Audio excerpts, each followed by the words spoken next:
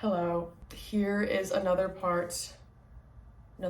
addition to my little Lyrics Explained series, because I didn't get through all of them last time. It's good to be back. Welcome once again. So what I thought we could do is start out with the little thringle that I just put out, because I got requests to explain all the songs from that. So we're gonna just get right into it. We're gonna start with I'd Like to Meet the Moon. The only thing I haven't tried is a lobotomy. I attempted to film this yesterday, but I don't know what was wrong with me. I just couldn't.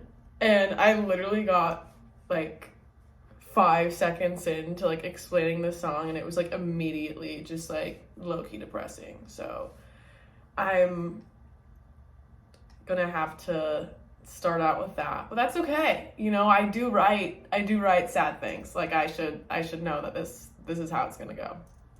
So verse 1. I can't handle honesty. No good at apologies. I've tried to change, but I can't do it consciously. The first 2 lines I feel like are just me having an issue with how I interact with other people. I think that I don't take constructive criticism well, and I also am so bad with confrontation. And so when it comes to people being too honest with me, or me having to apologize for something, I just freak out. So that's what those 2 lines are about. And then I've tried to change, but I can't do it consciously. That's such a real line, actually. I can pinpoint times in my life where I was not doing great, and I was I don't care that I'm not doing great. Let me sink deeper into this abyss of mental illness. But then there's other times where I am no, I'm not doing great, but I want to be doing great, and I care about myself and all that. And when I still can't feel good or get better, even when I am literally consciously trying to, that's so sad to me. So that's what that line's about. In crisis constantly, can't get what I want from me. The only thing I haven't tried is a lobotomy. And they say life's a comedy. So in crisis constantly, I brought this up. This is kind of where I had to stop filming yesterday. But I actually used to have panic attacks 2 or 3 times a week. So I really was in crisis constantly. It was bad. It was not good. We're not there anymore. We don't have panic attacks 2 or 3 times a week anymore. So that is progress, Can't get what I want from me. That kind of has the same vibe as the can't change consciously line. The only thing I haven't tried is a lobotomy. Obviously that one's kind of a joke, but also it's not, because I do feel like I have tried a lot of the medical solutions to whatever, struggling with mental health. I feel like I've gone through a lot of doctors and whatever. And that's why in the short film that I put out, that was attached to these songs, I'd Like to Meet the Moon, it takes place in a doctor's office, psychiatrist setting, because I feel like I was just in that type of office pretty regularly, and it wasn't always fun. I love how I said it wasn't always fun, as if it was fun any of the time. It was actually never fun. I'm in the library right now, so I can't really talk that loud, and the lighting is ass. But editing me is making an appearance. Hi. I can, respect mental health professionals for wanting to help, and the good ones. I think that the good ones definitely do want to help and stuff like that. But then you have people where it's you should not be doing this. Why are you around the mentally ill if you are just going to make them more mentally ill? Like, the fuck? So I really do feel like the only thing I haven't tried is lobotomy sometimes. I really do stay thinking about how, like, if I, like, was vocal about struggling with the shit that I struggled with in, like, the 1950s, like, they just literally would have, like, cut out the front of my fucking brain, like, whew, you know? And they say life's a comedy. That line's just kind of, you know, I feel like it really just ends the verse with like a stabby point where I'm really just not leaving any room for joy. There's none. It's like, yeah, so there's the end of that verse. Eyes always watery, everything bothers me. I hate to think I'm nowhere near where I want to be. That whole section is just about being like hella sensitive, I feel like I'm a super sensitive person. Like, I feel like now in my life with certain people and just in general, I'm not like as much of a little bitch baby about things, but I feel like in the grand scheme of my existence, like, I am a little bitch baby. Like, I'm just so, like, it's, yeah. But then also sometimes people are just uncalled for. Like, I'm sensitive, like, I'll say that, but sometimes people say things to me where I'm like, why would you, I would never say that to a person, you know? Like, so there's give and take there. There's give and take there because some people out here are just saying anything to anyone. My God. Eyes always watery, everything bothers me, don't understand why I can't operate properly. That line actually hurts me because it's a special type of down bad when you don't even know why you're so down bad, you know? Like, and then you see everybody else just kind of like managing and like, you know, operating properly like regular people, and you're like, okay, well, why can't I do that? Like, they make it look so simple, and I feel like a fucking basket case now, so that one's just kind of sad. Chorus! It's concerning how I can go from talking about something so genuinely depressing just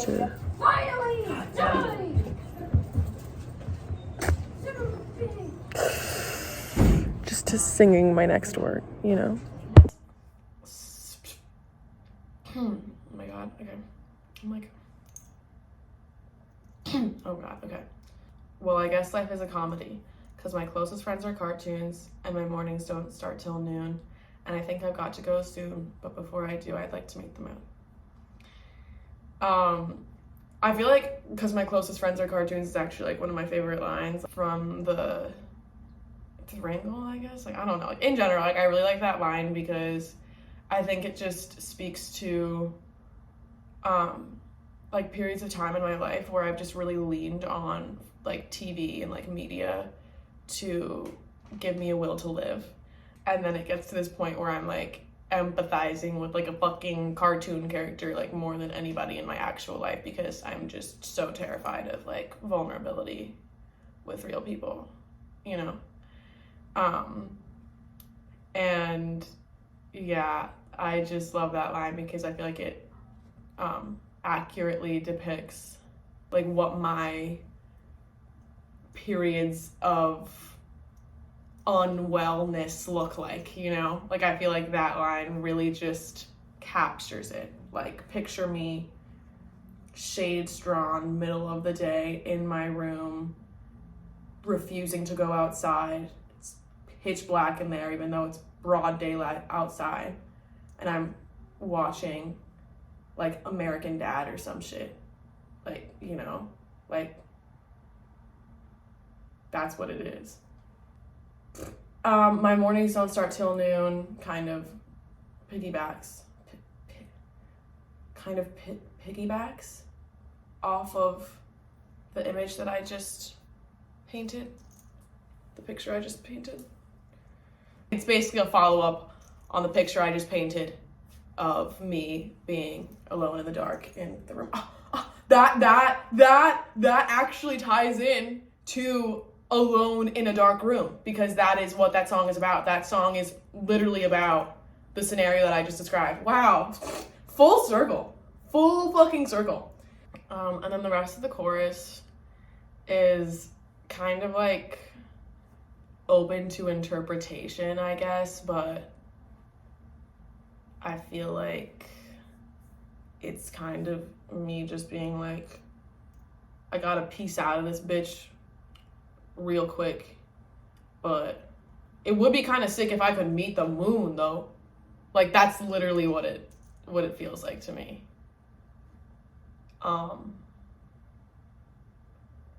So verse 2.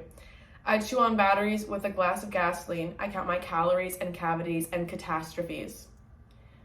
I feel like that whole first section, and then honestly into the next part too, where I'm like, I trip on tragedies, stress over my strategies. I feel like it's just supposed to create that vibe of, I do not take care of my health right now. I literally, if I'm chewing on batteries and drinking gasoline and counting my calories and my cavities and stressing the fuck out all the time and like whatever, it's like obviously I've got some unhealthy habits is what I'm trying to convey. You know, I'm not the pinnacle of health right now. What can I do to make you love me when you're mad at me? That line, I should get that line fucking tattooed on my forehead, because it describes like so much of my soul. I hate when people are mad at me. I hate the feeling so much. Like, somebody could be, okay, this is the worst part, where somebody could be mad at me for something that I don't even think is justified. Like, it's obviously worse when I feel like the person has like a good reason to be mad at me and I'm like, oh shit, like I'm awful and now you hate me and this is bad and like I hate this feeling. Like, that's one thing.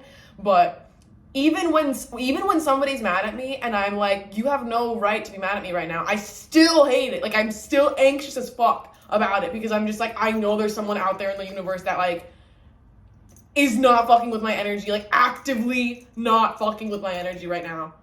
And that's just too much to bear. It's too much to bear. So yeah, that's what that line is about. Endlessly battling my own mentality. Feels like I fell into some sort of fucked up acid dream. Endlessly battling my own mentality. What can I do to make you love me when you're mad at me? Yeah, that kind of just goes into more where I feel like I'm just constantly, you know, having a little moment going on up there. And then it just goes into the rest of the song. It's the same thing, it's the chorus. But yeah, overall, I feel like this is very much my like clinical illness song. I feel like a lot of them are very much about, you know, not being very well in the brain, but this one is like very clinical to me, where it, like, when I think about this song, like I think about being in a psychiatrist's office. Like, that's what this song is to me. Yeah, so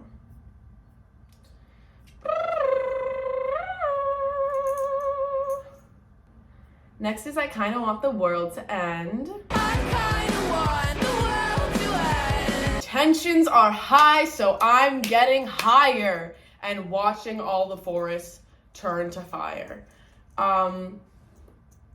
I wrote this at that time where it's still happening, but it was really, really popular on the news about like the California forest fires and stuff like that.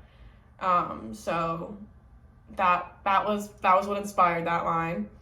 The first line, tensions are high, so I'm getting higher. I just thought that was fucking hilarious. I just thought that was so funny. Like, I was like, wow, that's such a good line. I was so proud of it. You know, it's a fun way to just get the song started, you know? Just staring into the abyss while clinging to a crucifix and praying about politics. Welcome to the apocalypse. Yeah, it's bleak. But hey, at least it's the end of the week. Yeah, I feel like the clinging to a crucifix and praying about politics part is, I feel like this was written after COVID started. I think it was like we were kind of in the thick of it. Like things were opening back. Like I was allowed to go back on my college campus and everything, but it was like we couldn't like see people that much. Like we couldn't go to parties and shit like that and whatever. It was like very much still like thick, like in the middle of the pandemic. Like obviously like we're not out of the pandemic, but you know, we have like vaccines and shit like that. I don't even think we had the vaccines when I wrote this song. I don't remember, but I don't think we had it. But yeah, so things were feeling very apocalyptic at that time, and it really, and it was also when the Biden-Trump election was happening, and I just remember seeing so many, like there was, and when I would go on social media, it would be so many different things thrown at me where it'd be like, go vote, like you have to vote, like we can't have Trump in office, and then it would be people being like, wow, like you're such an asshole for telling people to vote, like you know it doesn't even matter, like nothing matters, and then it would be just like Biden's just as bad, and so it's like it's not even lesser of two evils, and it was just like so much information, and I still just found myself like praying that Trump was not going to be our president. I was just like, oh my god, like I understand that like there is no like good system in place right now. I just cannot have that man in office right now. And I like just remember when the election was happening, I was up with all of my roommates, like we were talking about it, like watching like the states like turn red or blue, and I even remember just like having my phone like right by my like pillow going to bed. So yeah, I was pretty stressed out about that. And then, but hey, at least it's the end of the week, is just like peak capitalism to me, where it's that feeling of everything is shit and our political system is shit and everything is on fire, but it's a Friday and I don't have to do the things that people have to do during the week to survive, you know? Yeah. Chorus. And maybe it's because I need a drink or a friend, but I kind of want the world to end. Or maybe it's because I've got no money to spend, but I kind of want the world to end. That actually was like more real, especially like the first part. Like it was more real than I would like to admit. Like I feel like when I wrote this song, I had friends, you know, like I had friends, but I felt very friendless, if that makes sense. Like I don't know if that makes sense, but I just felt very lonely, like internally, and yeah, wow, okay, whatever. So, and maybe it's because I've got no money to spend, but I kind of want the world to end. Yeah, like I didn't really have, you know, a huge chunk of change in my, you know, oh god, why can't I speak? Like I was like a sophomore in college, like I still don't really have that much money to spend, so, you know. Yeah, I kind of want the world to end and I'm not proud of it, but if it did, I just wouldn't be too mad about it. I feel like that part's actually very important to the song because it's like I'm not proud of it. Like I don't think it's a fun, edgy take to want the world to end. Like I think it's pretty depressing. I feel like it's pretty unsettling if the only way out or escape you can think of is literally the world ending. Like that's so bleak, you know? But I see it a lot on social media and stuff too, where it's people basically being like, the fact that capitalism has capitalismed so hard that our generation and whatever can only see and like climate change and taking the world too far and whatever, and the world imploding is like the only end in sight that like our generation can visualize because of how like fucking miserable our systems are. That's crazy. Verse 2, this song is actually like pretty political, like as I'm going through it, you know, like I knew it was, but I feel like even the lines that aren't necessarily inherently political are like pretty political, but whatever. And they pit us against each other so we don't go for them, and they've been doing the same old thing since I can't remember when, so there's no point in trying to pretend that I don't want the world to end. Yeah, I feel like that has the same vibe as what I was saying before, where because of the way that our system is set up, it's just like, this is so brutal sometimes that, you know, let's get the whole charade over with and just kill us all already, you know, like Jesus. The first line is specifically about, I feel like, the two-party system. Like, I feel like that's just kind of like, okay, every 4 years, they round us all up and are like, pick a side. You have to pick a side. And then you have to hate everybody who's on the other side. Like, do it. And then it doesn't even matter who wins because we all still suffer. You know? Like, regardless of what party you belong to, it's like, we're like, no one cares about any of us. Like, you know? So that's what that line's about. So, and they've been doing the same old things since I can't remember when. Like, they've been doing this for a while, like, literally just spit. Like, you know, they've been doing this for a hot minute. So there's no point in trying to pretend that I don't want the world to end. Anyways. And then, yeah, it kind of just repeats the same lyrics and everything, but yeah, this one's more, like, as opposed to I'd Like to Meet the Moon, which was more upsetting on a personal level. This one's more upsetting on like a political systemic level, and I'm just talking about my experience like in response to that. Yeah, you could argue that I Like to Meet the Moon is a little systemic too, because it's talking about like the mental health care and everything, but yeah. So Next is I Met God. We were in a parking lot. Oh my god, wait, okay. I'm gonna be real with you guys. I don't want to give that much of an explanation for I Met God because I don't even think I know what it means. Like, I don't even think I know. I feel like I was very much just vesseling. Like, I was just like, you know, the songwriting gods. I was like, you know, just speak to me and through me. I was really in a songwriting kick when I wrote this song. Like, I write pretty often, to be honest with you, or like I create stuff pretty often. So I kind of stay being on some type of songwriting kick unless I'm just not home or I'm traveling or whatever the fuck. But when I wrote this, I was like writing a song like every 3 fucking days. Like, it was kind of crazy. Like, I was like, okay. Anyways, verse 1. I met God. We were in a parking lot. He was on his smoke break. I could tell he wasn't doing so great. He told me there's no such thing as soulmates, and he goes through a pack of Camels in a day. So we'll do that section first. So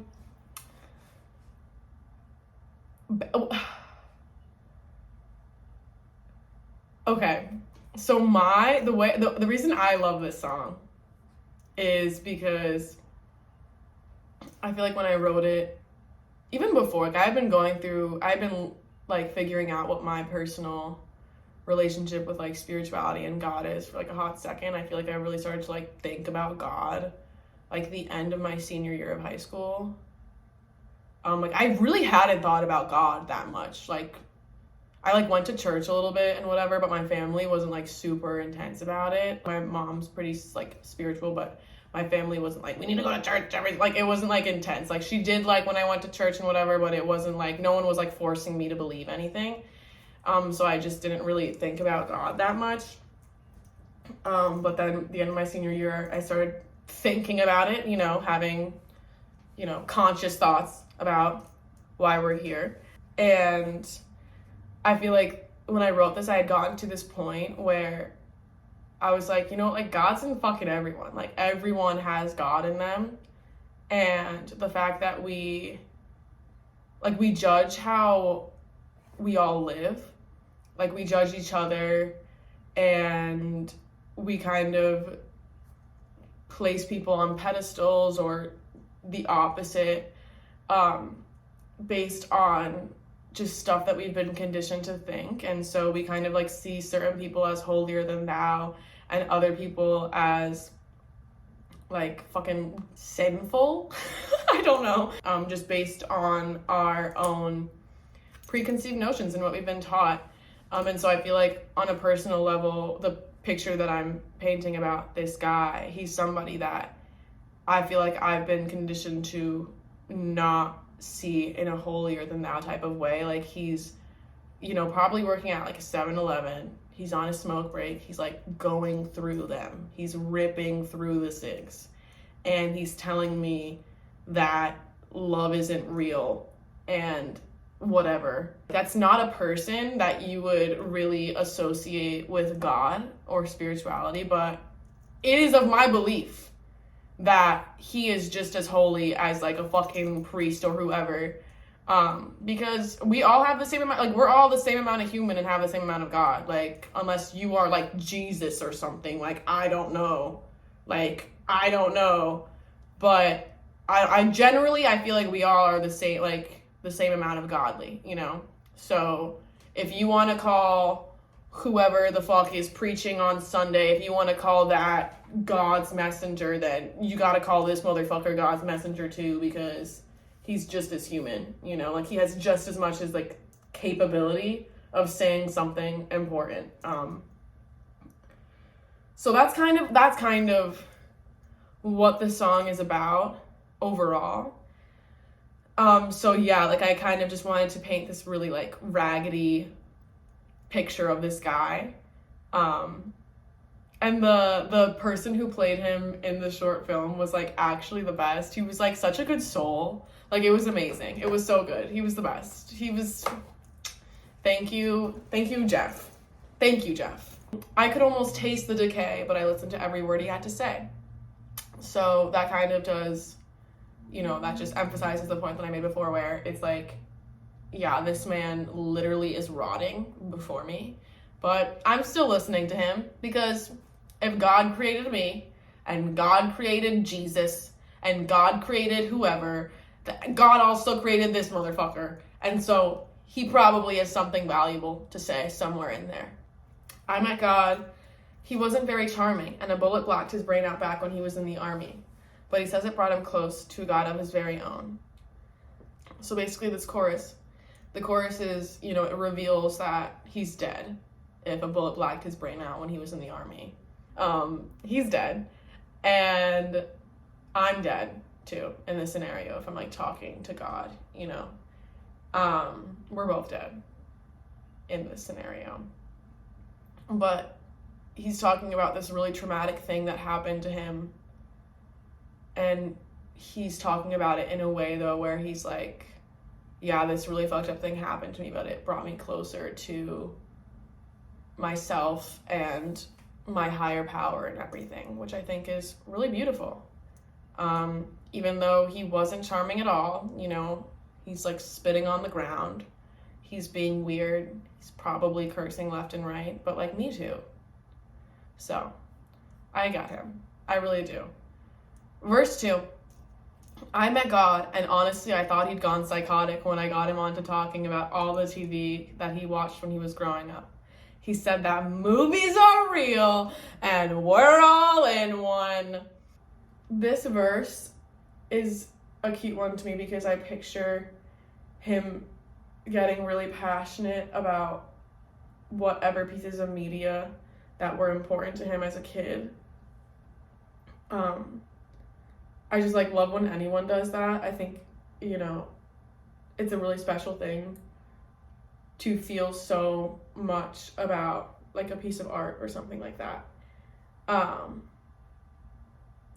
so I picture this man that you wouldn't necessarily think is very connected to himself or to art or to God or anything. Like, I picture this type of person getting really passionate and really introspective about something that I can relate to getting passionate and introspective about.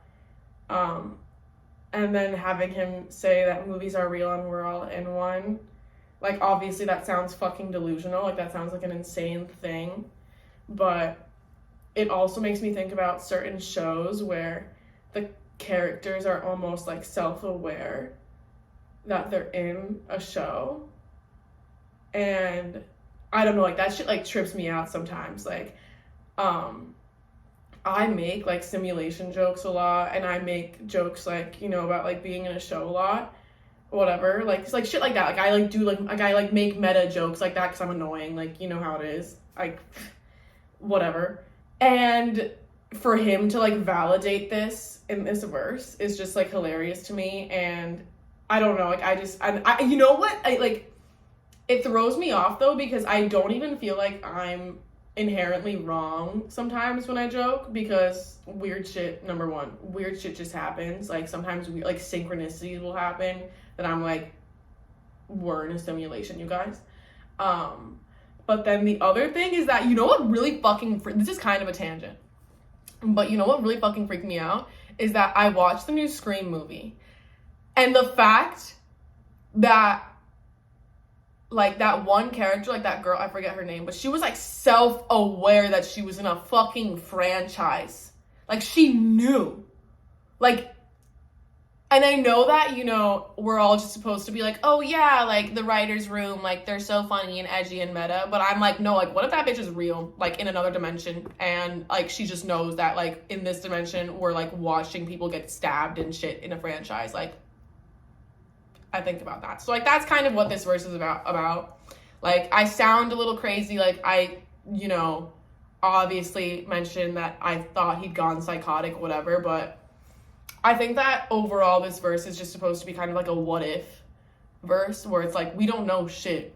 Like, we don't know anything about what's going on, like, out there, you know? We have no clue.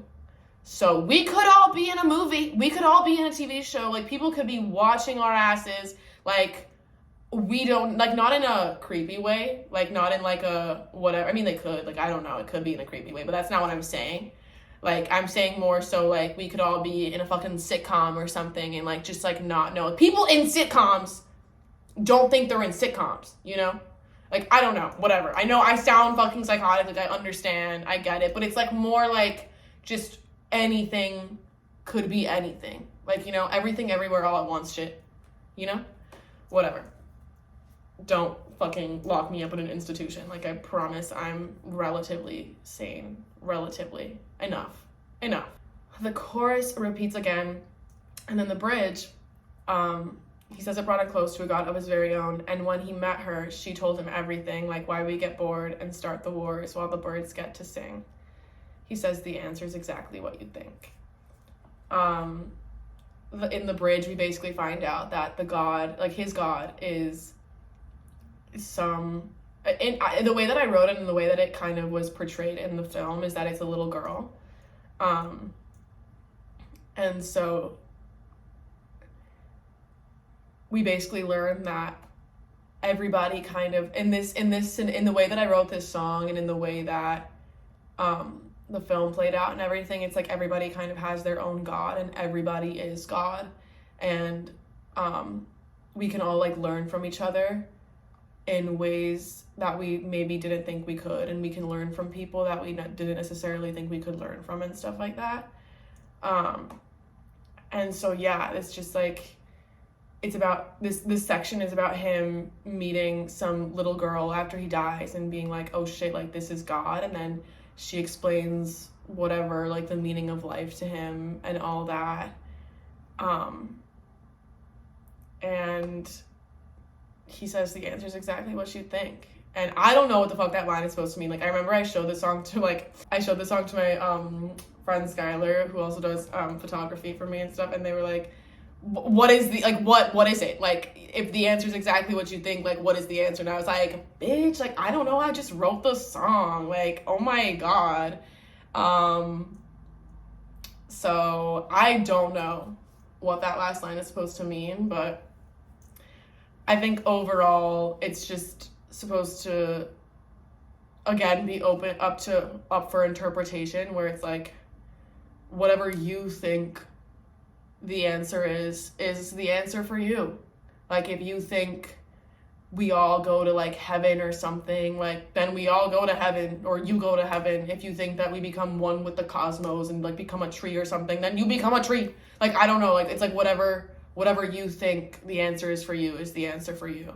But I think that there's something really empowering about that, because it allows for you to be in charge of your own destiny, but it also doesn't give you the power to be in charge of anyone else's. Like, I feel like people have their religious beliefs sometimes, and they take it a few steps too far and think that they somehow know where other people are going after they die. Like, oh, like, you're going to hell, or like, you're whatever. And it's like, you don't know that. Like, you don't know if somebody is going to hell, because you aren't God, bitch. Like, and no one that told you anything isn't God. So, like, I said that wrong.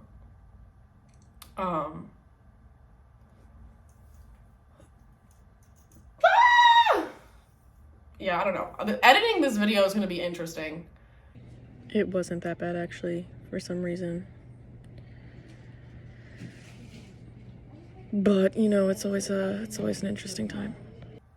But yeah, overall, I Met God is very much open to interpretation. I did not want to get, you know, I think it's fun to talk about what was going through my head while I was writing it, and while I was like creating the storyline for it and everything. But this one, I think that because it deals with spirituality and all that, I feel like it makes more sense to allow anyone to have, like, find their own meaning in it. So that's I Met God.